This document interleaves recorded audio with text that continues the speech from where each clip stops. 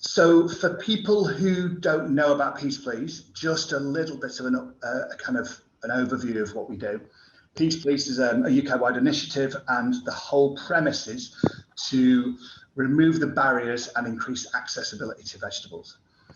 The whole 5-a-day campaign just didn't work because it pushed on one side of the food system, which was about telling people they needed to eat more veg, but didn't think anything about whether the veg was available for them to eat, whether it was affordable, whether or not, you know, the land was available for that veg to be grown, etc., etc. So the project is around pushing on all sides of the food system at the same time in order to increase that accessibility to veg.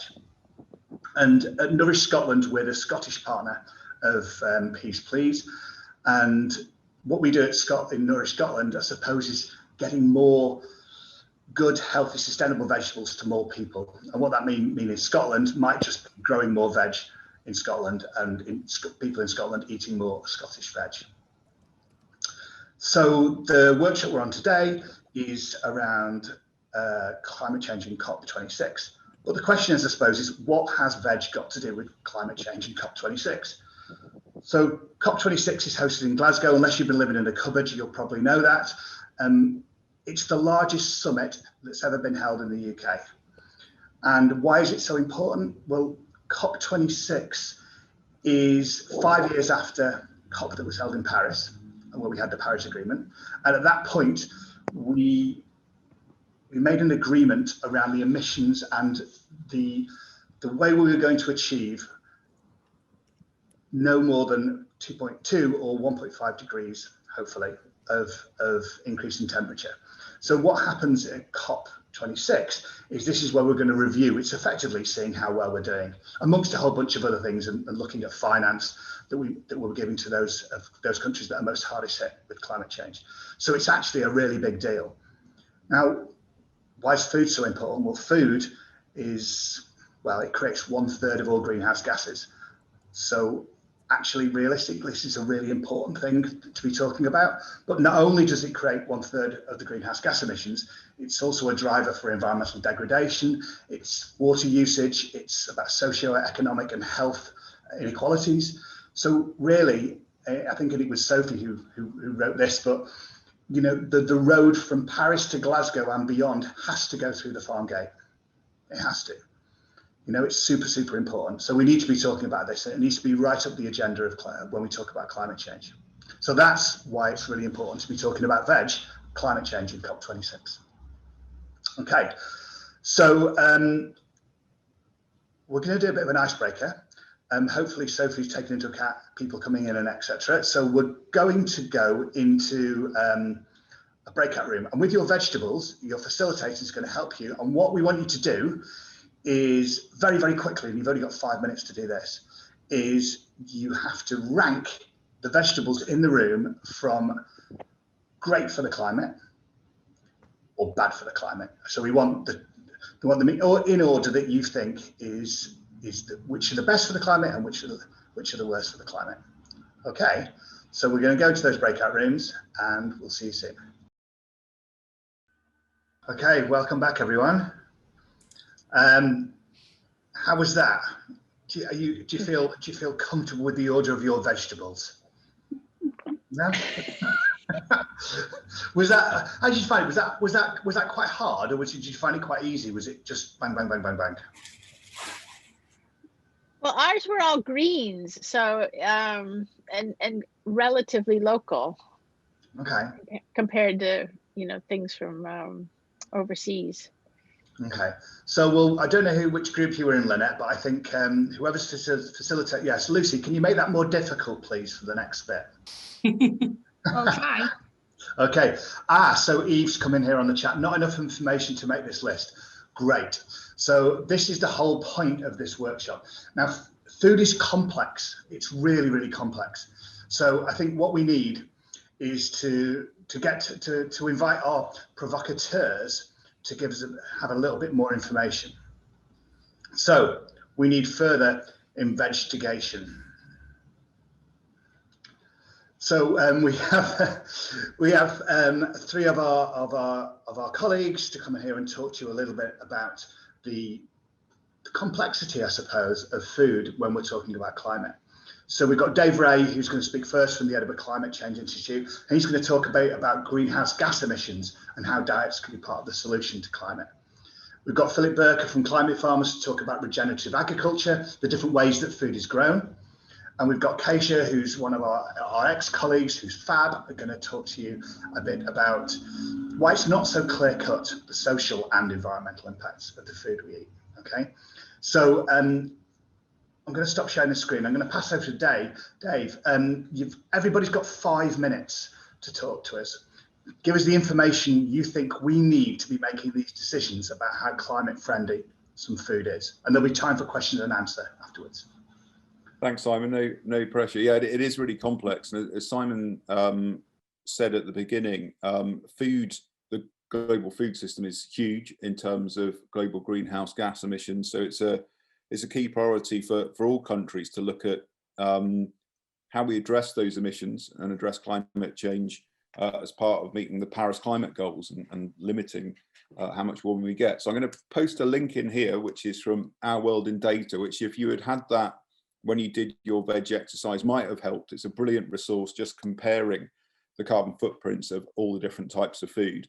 And what I thought I'd do in my couple of minutes is give a bit of an overview, I guess, of just why this is so important. So for me, I mean, it's a passion of mine in terms of food and climate change, and I love alliteration. So it's a major cause, as we've heard. You know, so up to a third of global emissions are coming from the production of our food, but also the transport, the packaging, the cooking, and the waste stream in terms of food. It's also a casualty. So, you know, our farmers around the world are in the front line in terms of climate change impacts, more severe weather. But actually, when we look at realizing the Paris climate goals, it's a massive comrade. You know, there's a huge amount we can do from the farmer right through to our forks in terms of addressing climate change. So some of the key things in terms of, I guess, increasing resilience in our food system are around our dietary choices. So everything we choose to eat sends a ripple all the way back through to the farmers in terms of the demand signal. So one of the things we're seeing in Scotland itself is we need to have obviously supply chains in Scotland which meet our food demands, but they're threatened by things like flooding and erosion. We've actually got drought risks in Scotland, would you believe it, because of climate change, particularly if you're a potato grower in the east of Scotland, in East Lothian, for instance. Traditionally, you could rely on rainfall to water your crop each year. That's becoming less reliable, and under climate change projections in Scotland, we're going to need a lot more irrigation and water management. So building resilience into the system is going to be really important. One of the things for our food system is it is global. So at the moment, we rely on food from all over the world. Some of your vegetables, I'm sure, came from outside of Scotland, and that throws us open to even more vulnerability potentially in terms of climate change hitting those supply chains and affecting the availability, but also the price.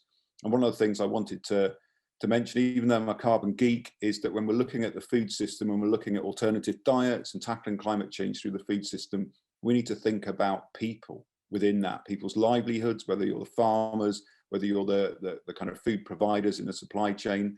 But we also need to think about the cost for us as consumers. You know, it's great for a middle class person like me to eat green, but if that same accessibility isn't available for everyone, then it's really not going to help in terms of addressing climate change and the other major issues like the nature crisis that we're facing. So we need to think about it in that systematic way, that systems thinking. So I talked about how, I guess, food can be our real comrade in terms of addressing climate change. One of the key things there is through our dietary choice and food demand globally, as well as in Scotland, in terms of how it gives us flexibility to use the land to produce our food in a sustainable way, but also to allow us to protect and enhance biodiversity and sequester more carbon. We're going to have to do that to get to net zero. The land is a key part of that. And actually, through our dietary decisions, we can help enhance that action. So I'm just going to finish up with a couple of examples which are dear to my heart because they show, I guess, how much power we have through that ripple effect through consumers. So one is about food waste, and all of you, given you're kind of already embedded in this and thinking about your food choices, you'll know that food waste is a huge source of emissions, particularly through that ripple back up the supply chain. So about a third of our food globally is wasted. In Scotland and the UK, most of that is in the consumer phase, so it's in our homes. And as we reduce that, if we can reduce it, then that sends that ripple right back through to the farms in terms of reduced emissions from not having to make a litre of milk twice or a lettuce twice, in terms of all the resources that go into that water and nutrients, as well as the emissions which come from it. And my examples, this is stretching the veg a bit far, but everyone's aware of the growth in plant-based alternatives to meat and dairy. And one of the, I guess, the success stories in terms of uptake has been plant-based milk. And that's one where there's a really clear kind of potential benefit in terms of reduced greenhouse gas emissions. So one of the things that I might post a link for this as well. But in terms of the carbon geekery, so for each serving, so 200 mils or so of dairy milk, you get about half a kilo of greenhouse gas. If we look at the alternatives like soy and oat and almond, it's significantly less. So in terms of a greenhouse gas benefit, there's a clear benefit there, but this has to be looked at in the round in terms of the system. So where is that crop being grown? Is that a sustainable land use change? How are the farmers being recompensed? If you're a dairy farmer and the demand's going down, how do you still fulfill your livelihood? And also nutritionally, is it giving you the same bang for your buck? And one of my favorite companies is Oatly, not just because I like their milk, but because one of the key things they've done is work with the dairy farmers and with the farmers in terms of producing the feedstock for their milk so that they're supporting livelihoods. And oats grow really well in Scotland. It's an industry which obviously is growing as demand grows. It's an opportunity, I think, for us to help ensure this just transition to tackle climate change in a way which cuts emissions, gives resilience, but also maintains livelihoods. So yeah, just one small example, but there are many, many more. I'm sure we'll get onto those today. Thank you. Brilliant. Thanks, Dave. What a whistle-stop tour through that. Brilliant. I'd like to now bring in our second investigator, which is Philippe. Philippe, I believe you've got some slides, so if you would like to use those and share your screen, that would be fantastic. Sure, happily. You can all see the presentation, I guess? Cool. Yeah, that's great. Thanks. Okay, well, basically, I'm going to give you a little introduction into regenerative agriculture. Before we get into that, I think we can all agree here in this group that climate change is a problem and it's a reality.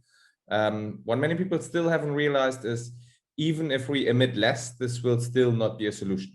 We basically have 350 billion tons carbon too much in the atmosphere, and we need to get them out of there. And unless we manage to draw it out, we're pretty much screwed. The good news is there is a solution to this. Our world's soils, as well as our oceans, are one of the biggest storage points for carbon. At the moment, we are emitting around 8.9 gigatons per year. There's 2,400 gigatons of carbon stored in the world's soils.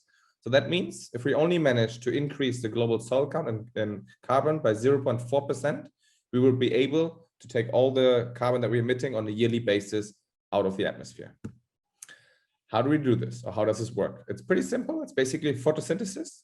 So through every plant, every tree, every living organism, basically through photosynthesis, takes carbon out of the atmosphere, stores it in the plant itself, and via the roots also in the soil. If the soil is undisturbed, from there it goes deeper into the soil and it's gone for good. Next to this, there's many other benefits which are also coming from regenerative agriculture, which include ecosystem health, soil health, biodiversity, animal welfare, and a better water quality. So by now you're hopefully wondering, what is this regenerative agriculture that he's talking about? Regenerative agriculture has 5 key principles. All of them are basically around the fact of just letting nature do its job and not interfering too much with it. So the first factor is to minimize soil disturbance. You might have seen the practice of plowing, which is unfortunately very common in conventional agriculture. This is the first and biggest factor that basically destroys the ecosystem that's happening below the soil. Another part is to maximize diversity of plants, to always keep the soil covered. Always a good example that I give you is kind of like an Irishman in the sun. He basically gets red, he needs to cover himself. It's the same for the soil. If soil is uncovered and basically there's no plants, then the soil loses its value and it basically degrades. The same thing is you should have a living root all year round in the soil, and animals do make sense in a natural system and they are part of the ecosystem. So whenever possible, you should try to integrate animals. The good thing is we're not the only ones which are realizing this. On a large level, the European Union is already, and they have already said that they will commit funding from the Common Agricultural Policy in order to support carbon farming. So basically farming that stores carbon in the soil. The problem about this is people know about regenerative agriculture, but in order to scale it, we need financing, we need knowledge, and we need transparency. Just as a number, we have about 10.5 million farmers in Europe right now, and we're estimating that 1,000 to 2,000 of these farmers are right now regenerative. So we're talking about a tiny percentage, unfortunately. This is what we're trying to solve with climate farmers. So we have the Climate Farmers Academy, we do monitoring, and we do transition finance for the farmers. What does this look like? At the moment, if people want to learn about regenerative agriculture, they cannot do so at universities. So they need to go to pretty lengthy processes of watching YouTube videos or going through seminars, and it's not a very efficient way of learning. This is where the Climate Farmers Academy comes in.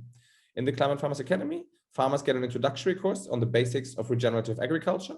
Afterwards, we make a project plan together with them on the regenerative practices that they can implement on their farm. And then we also look how they can acquire financing for the implementation of the switch to these regenerative practices. We finance them through monitoring the increase of carbon in the soil of the farmers. So basically we use remote sensing technology, satellite technology, which can measure the increase in biomass. From that, we can stipulate the growth of the roots below soil. And from that, we can stipulate the growth of carbon below soil. And we can have certificates, which then pay the farmer for the carbon which is storing.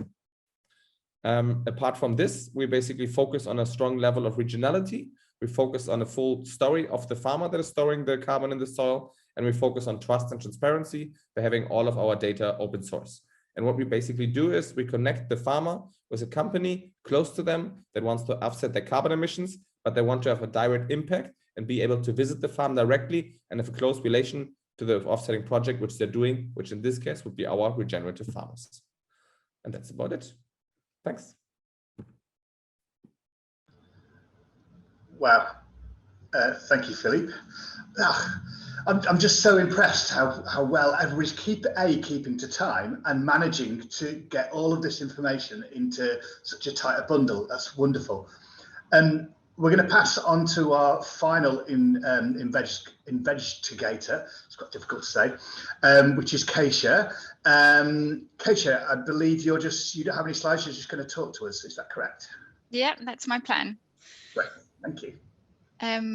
As expected, Dave Ray has stolen some of what I was going to say, but since he's the expert, I bow to his much greater knowledge.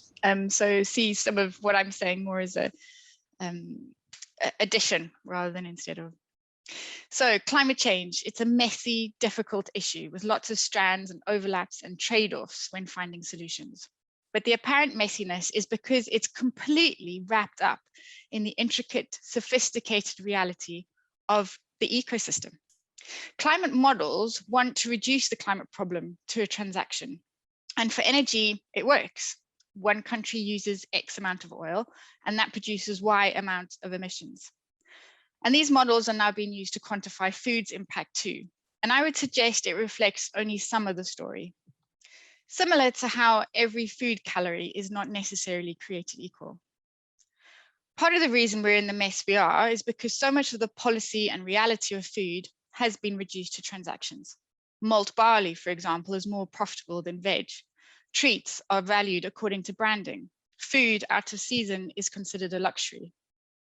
But let's go back and ask the question, what is food actually for? Well, we need it to survive, and on a good day, to thrive.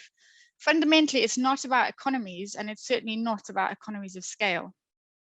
I would suggest that instead of relying solely on greenhouse gas emissions data as an indicator, we should be looking at health. In terms of the numbers, yes, but also with a bit of imagination thrown in, to see what the data is hiding. Let's do that tonight in 3 interrelated perspectives: the health of eaters, the health of producers, and finally, the health of communities. First of all, the health of eaters. So that's everyone. Poor diet is now the biggest risk factor for death and disability globally. Diets low in veg and legumes are associated with 18,000 premature deaths in the UK every year. And that is before including the latest analysis that says nearly a quarter of COVID-19 cases in the UK and in the US could have been prevented by improving the quality of people's diet and reducing social inequality. But what does that have to do with climate change? Well, in the UK, healthcare is responsible for 5.4% of the country's emissions. That's higher than aviation. What these numbers don't tell you are the stories of the people who are suffering from non-communicable diseases like type 2 diabetes, COPD, obesity, or the stories of their carers, their families, their local communities, the numerous visits to GPs, to A&E, the increasing need to have mobility aids. When you're in that kind of situation, climate change really isn't something that they're thinking about. Increasing veg uptake to 5 a day could decrease emissions by 8.2%, while adding 8 months onto healthy life expectancy.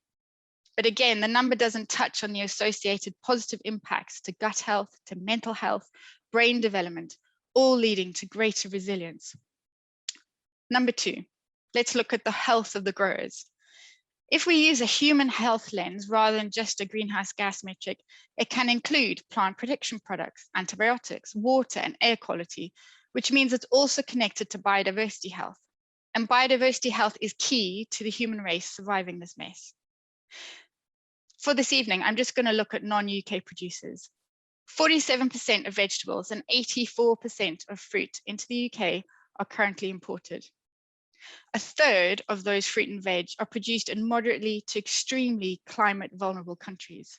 And nearly 90% of the ground and surface water that goes into our food production comes from other countries. These countries' water supplies are dwindling, which is impacting their own ability to grow fruit and veg, not for us, but for their consumption, health, and survival. So what do? Well, farmers are looking to boost their production by using more pesticides. Over a series of studies, 40% of small-scale farmers in the survey had experienced at least one episode of acute pesticide poisoning in that year. In one study, 82% of the farmers asked had suffered. By reducing food trade to a mere financial transaction, it puts the health and resilience of the growers at risk. So finally, number 3, I suggest we include the health of communities and the quality of their relationships. These are both communities that are physically close, like myself and my neighbors and my local farm shop, but also those communities that share a vision. For example, potentially Philippe and his cohort of regenerative agricultural or regenerative farmers across Europe. They share a vision. And in our current reality of global communications, that vision can be global. It's communities of imagination, if you will. Optimizing the health of the relationships within and between cities and their producers, like Nourish is doing with the Glasgow Food and Climate Declaration, or with innovative virtual platforms like crowd farming, is where the numbers and the stories can include everyone and everything in finding complex, sophisticated solutions to climate change. Thanks. Fantastic. Thank you, Keisha. Really, really, really great. Really, really great. Wow. Okay. So I'm going to open it up to the floor. Does anybody have any questions? I know that both Keisha and Dave need to leave around 6 at the latest. So if anybody has any questions that they would like to ask, then either raise their hand or put something in the chat box and we'll get to you.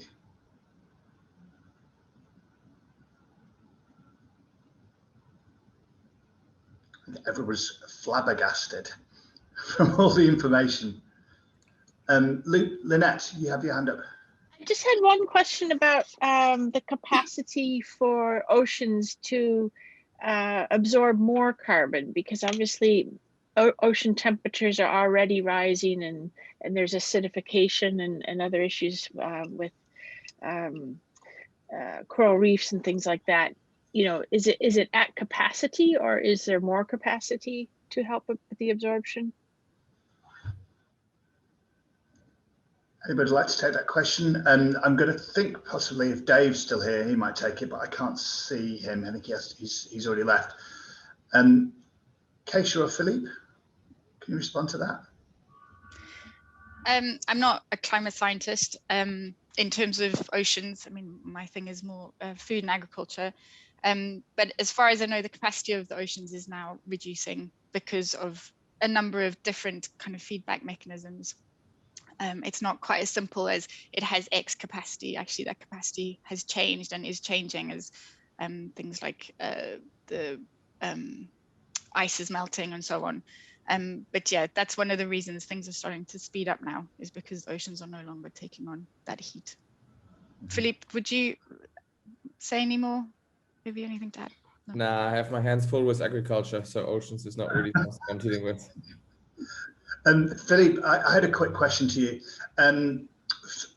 In terms of the carbon sequestration and basically keeping the soil as is, would you then also, would you be, I guess, a supporter of using no dig, as in no dig agriculture, and where we're just laying things over the top of the soil and planting directly through into that, or into layers of soil over the top? Yeah.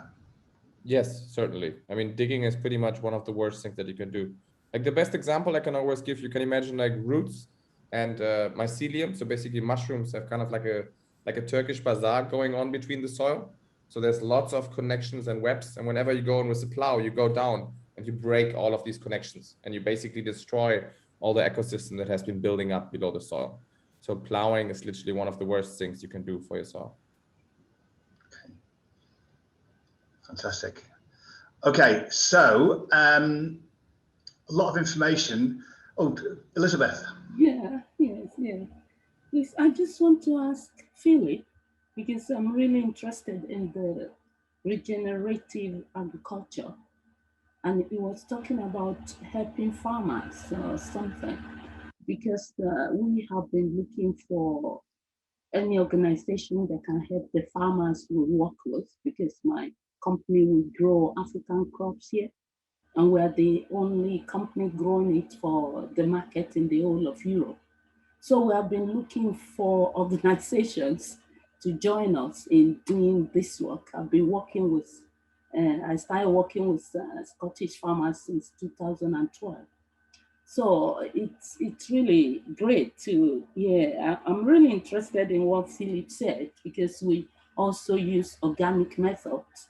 My PhD thesis is on organic farming, so we don't use chemicals. So that's why I agree with Philip when he says, let nature do, that you allow nature to do its work, which is great. So I just want to ask Philip, please, who are the farmers you help, and how can we get help from you? So we have 250 farmers right now around Europe, basically, which are part of our network. And what we do is we do skill calls on a bi-weekly basis, basically, where we invite an industry expert and the farmers, and they basically exchange best practices and knowledge with each other. And we also hold the whole carbon certification program. I have to say, in order to qualify to join, you basically need to be a farmer in Europe that is applying regenerative practices. So no plowing, not using pesticides, and a few other parameters. And you need to be living off your produce.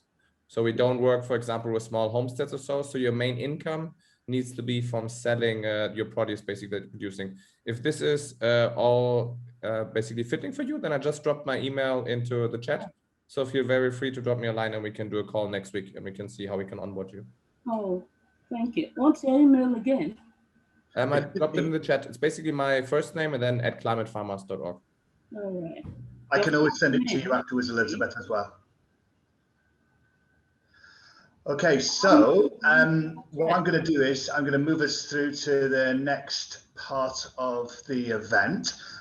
We've got lots of information here, lots of things to think about that we didn't really think about before when we had that quick 5 minutes, perhaps, of chucking all the vegetables into an order.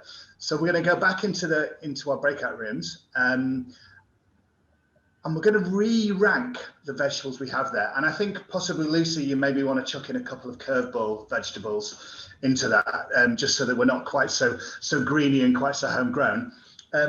3 things I want you to think about when you're in there are: where is it from? How was it grown and by who? And how did it get to you?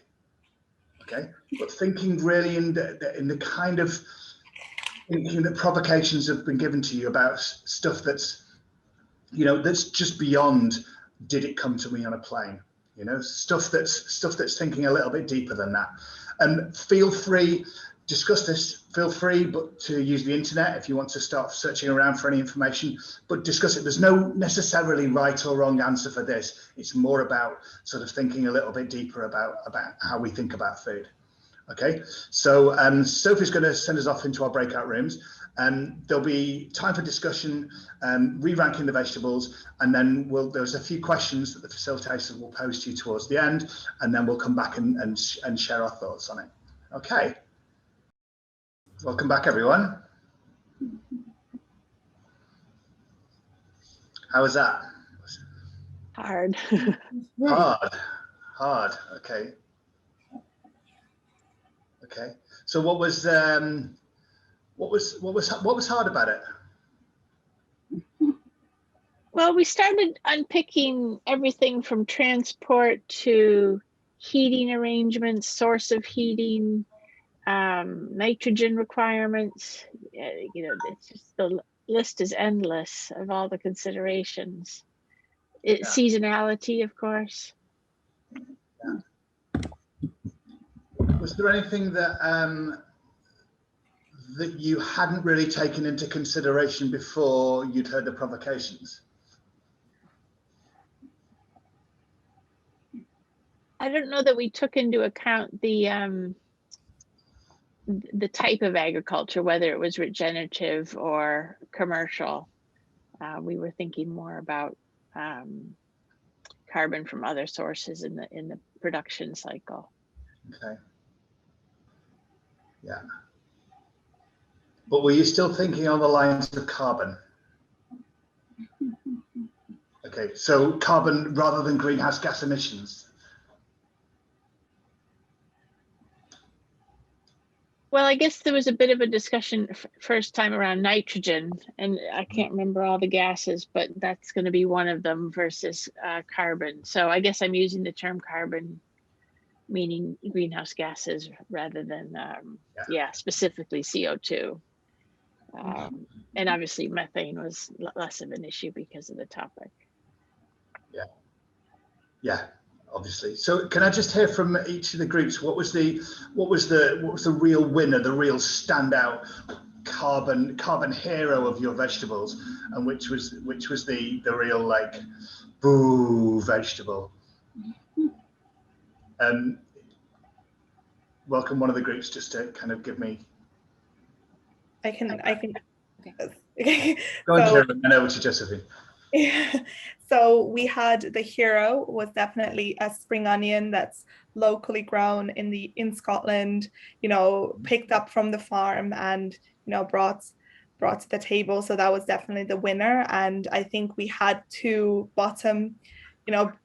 competing for the worst, which was onions imported from Spain, and bok choy imported from Netherlands, and these weren't organic or anything, so these were kind of our worst veggies. Okay, interesting. Spring onions, whenever I go and buy them and they're not from the UK, they're always from Egypt. I don't know if people have seen that. Egyptian, yeah, crazy. Okay, was there any particular reason why that the onions and the pak choy were particularly bad? Was that just around the way they were grown, or were there other reasons? Well, we took into consideration, you know, how they were obviously transported, so the distance. So compared in the UK, coming from Netherlands and Spain, it's a further distance. We took into consideration potential, workers' rights in Spain. There's been reports from there from a human rights perspective, and then we took into consideration you know, how they've been packaged. So plastic, what type of plastic is it, you know, recyclable and so forth. So those were kind of the things we discussed. Yeah, brilliant, interesting. Yeah, I reading a lot from some other work I was doing around Almeria, where a lot of the veg is grown over in Spain, and around workers' rights, which has been quite shocking. And for quite a long time, I would always be looking at things from distance, and I'd say, okay, we're grown in Europe, and it feels like it should be seasonal, but then not take into consideration that because I haven't been aware, and there's no way of actually recognising that when you buy it. You know, we have a traffic light system on things like salts and sugars and things like this, but we don't necessarily have this for other things. Josephine, what was your hero and zero? We only had heroes. You only had heroes. We had a very well, there, you know, we had a sort of a mixed group composition. But there was a steady kale at number 1, grown in Glasgow, bought at Locavor, which was undefeated. Then we had some mental carrots that could obviously be shaped into something that is equally locally grown and climate friendly at number 2. And we had a celery at number 3, also from Scotland, but possibly not grown in Scotland, possibly procured into Scotland. Okay. But then we sort of branched out a bit in our discussions to broccoli and frozen broccoli and what the process of freezing adds. You know, it adds to accessibility, you know, for people to get it. It reduces the food waste, but it adds a whole lot of emissions just through the energy used in the freezing.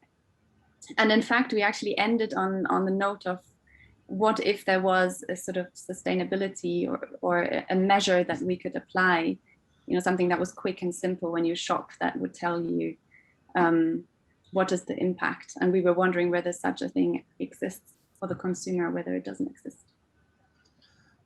Currently, it doesn't, as far as I'm aware.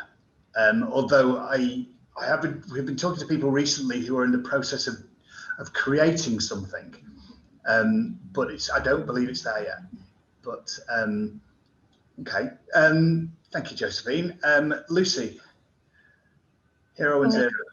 We had quite a very green group to start with, and then we threw in some green beans from Kenya and some tomatoes from Holland, and that changed the ranking a little bit. Beforehand, we had Brussels sprouts as the worst because they wouldn't be in season, but we kind of ran out of time a little bit, but the green beans from Kenya were put down as the worst. But we did chat a lot about, you know, when they are grown and harvested, they are actually in season where they are grown in Kenya. And so, you know, if you were to stop buying them, you know, you're taking away then the livelihood of the farmers there. So although in terms of that, they were the worst, it's really difficult to say. Because there's so many things to consider. I think the one that stayed sort of the best in the group was the asparagus that was homegrown in the garden. But if that had been a commercial asparagus, that would probably have been a bit further down the rating scale there. Again, just so much to consider. It's a minefield, I think, is what we took away from the discussion. Minefield. Yeah, definitely. Thank you, Lucy. Mies, hero and zero.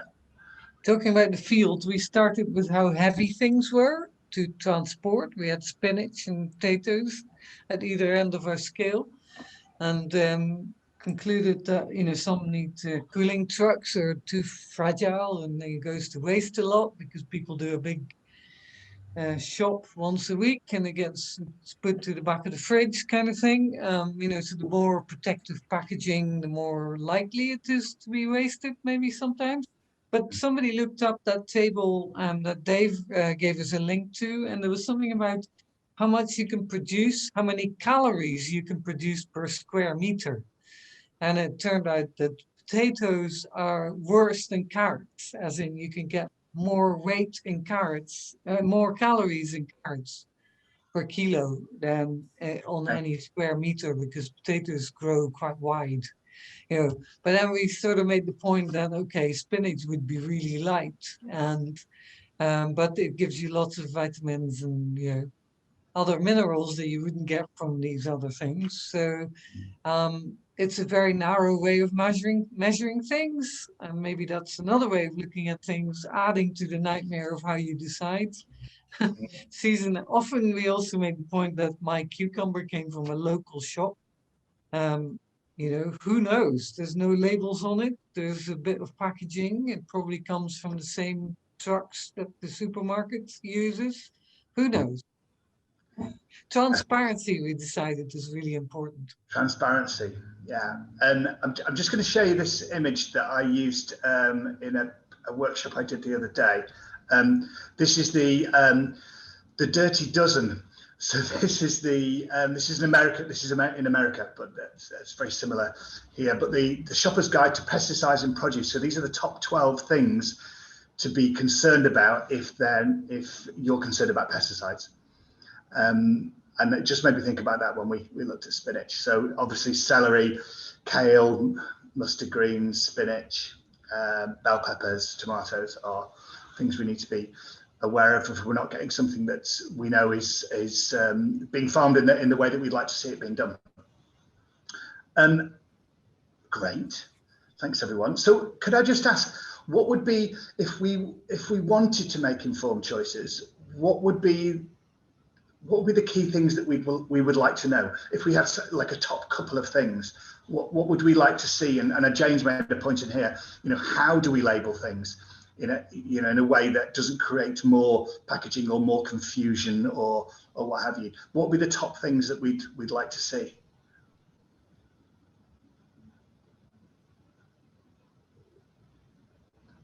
I think one thing that came up in our discussion was that there is too much pressure on the consumer, and it's really that it should be on the industry to make better decisions on the supply chains and on informing, transparency, like was said earlier. So just better policy on a policy level, governmental level, and then taken down, to the industry level, so that it is not just on the consumer to make these choices and educate themselves, but it actually should be just transparent in the shop when you're making these decisions. Mm-hmm. Yeah. Okay. I'm aware of time, and I think what we've come to, and I think I'd probably agree that probably the biggest impact on greenhouse gases really need to be done at a national level or an international level. And there's a lot of things that we can do as a consumer, but it's quite tricky to do, and it takes a lot of, I suppose, a lot of commitment in a way in order to do that. But what we're going to try and do is pull out a few things that you can do at an individual and a community and a national level. So I'm going to share the screen, and some things that you probably already know. So eat more veg and be aware of the facts. If you go to the Peace Please website at Food Foundation, we've got some great stuff there, big veg facts, and it talks all about the benefits of veg, how much we're lacking, what we need to do about it. So I'd encourage people to go there. Eat seasonally, we've talked about this. Choose high welfare if we're going to eat meat, Scottish livestock. Eat, shop and grow locally. Choose organic when you can. Cook from scratch. Avoid processed food. Reduce and recycle food waste. We still throw away between 1/4 and 1/3 of everything that we buy. But also, I think we also need to think a little bit deeper. So maybe we can decide who we give our money to and learn about our favourite food supply chains. And that is where you get your commitment. But there's a really interesting project called Plating Up Progress, which again is part of the sort of Peace Please programme. And we've used publicly available data to actually rank using a traffic light system, the major supermarkets and the major retailers on things like climate change, biodiversity, animal welfare, antibiotics, plastics. So that kind of information is out there. And this is stuff that's publicly available. We've just managed to pull it all together. So I'd encourage people to go over towards that. But also digging deeper, learn about social environmental responsibility and environmental justice. and speak to local reps and your MPs, and join Nourish Scotland, be part of the movement. You know, but if you go back to the slide before about the choices we make, eating seasonally, locally, buying organic, it makes you realize that actually there is a tiered food system. You know, there's an awful lot of privilege that we're able to make these kind of decisions and have the choice, when a lot of people really don't even have the choice, perhaps, of what they can eat and buy, depending on where they are. Food isn't too expensive, it's just not affordable.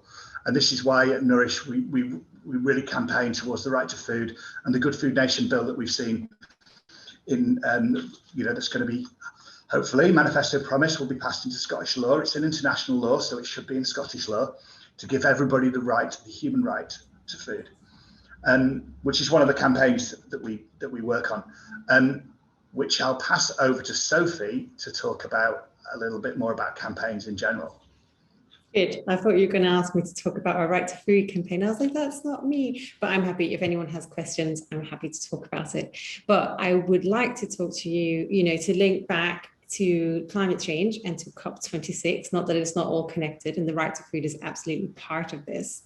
But as an option for taking action, we've got this big moment in time coming up for us in Scotland, certainly with COP26 being hosted in Glasgow in November. And so we're trying really hard with a global movement of partners to ensure that food systems, for all the reasons we've discussed today, you know, it's not just about vegetables, of course, it's much bigger, but that food systems are being debated at COP26, that that's on the table because it's a massive part of the solution. And so one of the things we're working on is that you can also get involved in is the Glasgow Food and Climate Declaration. And it's really exciting because we have now, I think it's around 50 local and subnational governments around the world. You can see here on our latest updated map where people have signed from. The governments have signed up to tackle the climate emergency with a food systems approach. So that's looking not just at carbon, but also at justice and looking at biodiversity and looking at co-benefits from integrating climate objectives with food policy objectives. And a call for all of you is to go on the website. I'll post the link in the chat, or maybe someone will do it for me, and go to the map and check if your local government has signed, your local authority. No local authority is too small or too big. And if they haven't signed, maybe ask them to do so. Start a campaign, say, what are you doing? Why have you not signed this? Glasgow is going to host COP26 and food is really, really important. And now I know all about why that is as well. Of course, some of you are based, well, actually, no, there are a few places I think represented here who haven't signed up yet. We will also, though, be helping you with that. So later in July, we are launching a sort of toolkit for individuals to go to their local governments and say, here's what's going on. Please, you know, please sign the Glasgow Declaration. Please add your voice behind this campaign for COP26. There's also a massive call in there on national governments who are the ones meeting at COP26 to step up their game and be ambitious when it comes to food systems, and including food systems. That is everything from how we produce food to the processing, the transport, the consumption in their nationally determined contributions, which is the reports that countries produce on how they are going to meet their own climate objectives. So every country sets objectives under the Paris Agreement, and food needs to be in there. And that's what this project is all about. So a big call for anyone who's interested to join that. Can I have the next slide, Simon? But there are also other things to do. You know, that's it. Great, my council or local government has signed their Glasgow Declaration. If you want to really get stuck into this, check out if there's a Sustainable Food Place, which is an organization that really help local places build sustainable food systems and take action. Check out if your place is a sustainable food place. Support them if they are, if they're, and you know, maybe say, hey, do more on climate change if that's not really what they're doing at the moment. But also, if there isn't one, you can join a local, you can set up or join a local food partnership if that's something you walk away from the session feeling super passionate about. I suspect some of you might be in some already. You know, then give us a shout, and that's something we can talk to you about. A few really COP26 specific things that are happening ahead of COP26, end of September. The COP26 Coalition, which is a massive civil society group, is organizing Climate Fringe, which is like Fringe as we know it in Scotland, but for climate. And there's going to be a whole host of events. And of course, it's really important that food is part of that, not just because food brings us together and is such a good entry point into many difficult conversations about climate change, but also because we need to discuss food systems in these spaces and not just the usual suspects of energy and transport, important as they also are. So I recommend going to their website and seeing what events they have. I think you can, even if you want to do a local climate week, or if you want to do a local climate event, you can sign up and join through that. And there'll be a whole platform of seeing what's going on in Scotland in autumn leading up to COP. And finally, I wanted also to plug a really exciting youth-led campaign by the Young People's and Children's Constituency at COP, or at the UN Climate Convention. They're leading a campaign called Climate Friendly Food at COP. They're having a little bit of a moment, I think, because we don't know if there is going to be catering at COP, because we don't know if it's going to be in person, to what extent. But, you know, they're basically saying, if you're going to have this big climate negotiations, the food people eat at COP26 needs to be climate friendly food, and not just into, and, you know, really bringing in all the things we've talked about today and saying it's not just about carbon accounting outside of these meals you provide, but that the food people eat tell a story about what a just transition looks like in food systems. So that's a campaign, and they're doing much more than the catering now, as there is obviously policy and things to get involved with as well. So that is another thing I would really support, that you, or suggest that you support them and learn more about the work that they're doing too. And we will send all of this out to you in an email to follow up with the event. Brilliant. Thanks, Sophie. Just to add two things to that. One is the Climate Fringe. So one thing you can do, which is really great supporting COP, is there's a platform on there where you can offer to host people who are coming to COP from other parts of the world. It's a bit like a free Airbnb type of thing where people can come and stay at your place, because it's obviously very, very expensive, especially people coming from some of the countries that are most at risk of climate change. So something that we're doing here at our house, I'd encourage people to do that if they felt they were comfortable doing that. And on the food at COP, we are actually in conversation with the caterers in the main COP venue. And all I'll say is we've made an awful lot of progress, and should we be doing things face to face, we're fairly comfortable that we'll be using as many Scottish suppliers as we can, and keeping that to a one planet plate diet, which is very, very, very encouraging. So that's really good. Fab. I'm 1 minute before time, which is great. So I wanted to thank everybody who managed to somehow leap over the tech hurdle, which stopped the rest of the people coming to this event, which I found quite frustrating, but that's okay. But I do think I've resolved it for tomorrow's event, which is good, which is also fully booked. So if you're coming to that tomorrow, that's what's Veg got to do with community and wellbeing, and that's tomorrow at 10 o'clock. It is sold out, but if you do want to come along, do send me an email, because I might be having the same problem with emailing you. Please come along to this. So thanks very much for your contributions today. I hope you found it useful. We'll be sending out an edited version of this to everybody else afterwards. I'd really like to thank all our facilitators, and if you've got 2 minutes to stay at the end, everyone, that would be really great. The facilitators, that is, and we can just have a little bit of the debrief. Okay, so have a great evening, everyone. Thanks for coming. Have a great evening. Thanks so much, everyone.